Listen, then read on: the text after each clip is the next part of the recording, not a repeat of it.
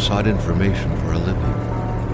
That is to say that ever since he returned from Korea, after having served with the armed forces, he had been working as a private investigator in Montreal. William Hamilton, a rich industrialist, had gotten in touch with him regarding a simple vandalism issue. Nothing to write home about. Not worth hiring a private eye either, just so he can drive for hours on rough roads. But that's how it had always been. The client pays, Carl gets it done.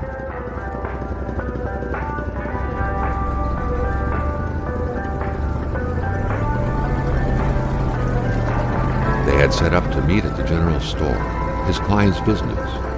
Well, actually, the entire village had William Hamilton's name written all over it.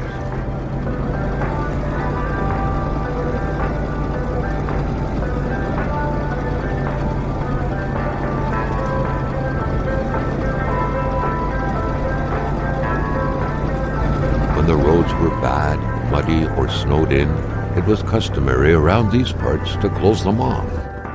But it was also customary to ignore those signs entirely and drive there anyway.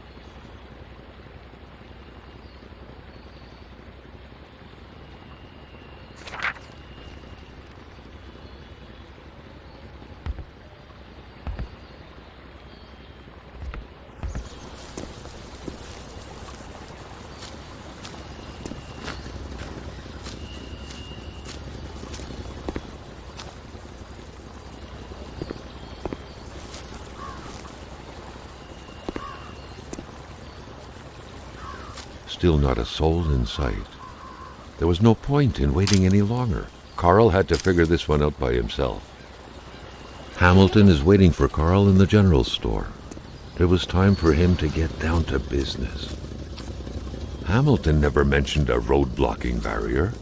Why was it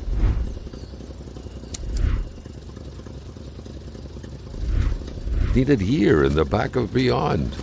That would, however, be a mystery for another day. Carl had waited long enough for someone to come and raise it.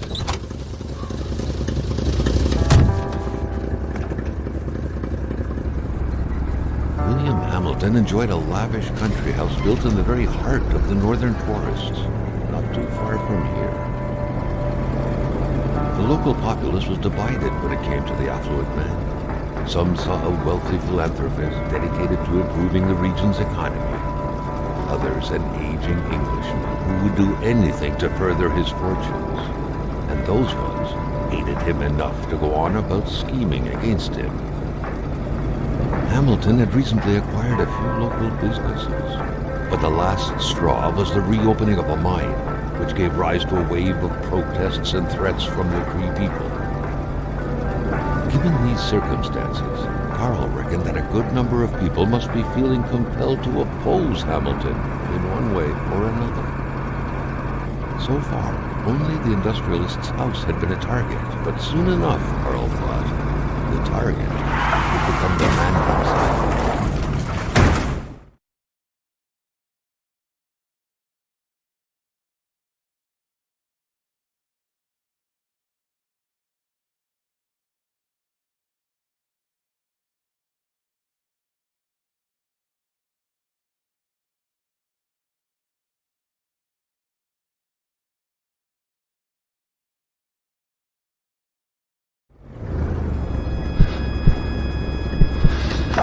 Carl needed to get out of there.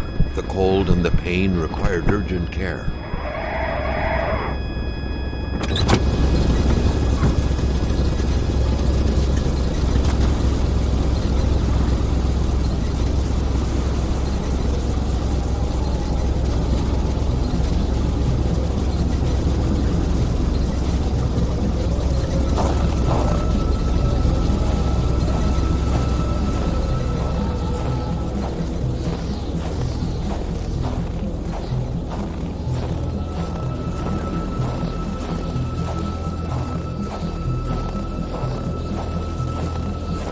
Carl wondered how long he would have to endure this skin-stinging cold. This deep in the country, his last hope was to find an abandoned garage or a farm by the roadside. His life depended on it.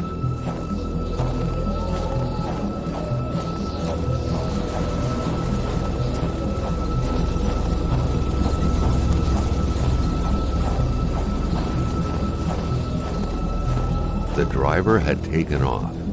It was still best to check it out and leave nothing to chance. Carl needed help.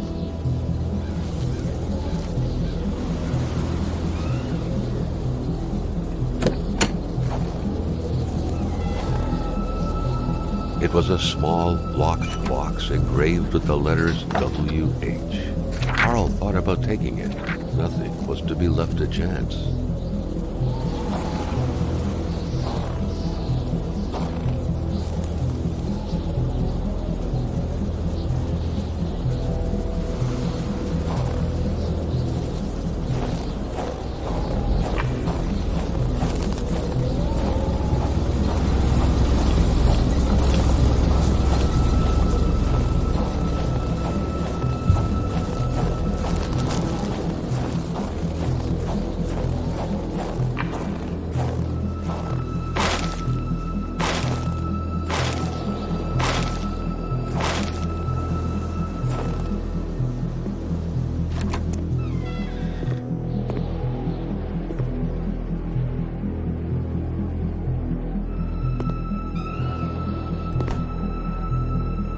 Even better than he had hoped.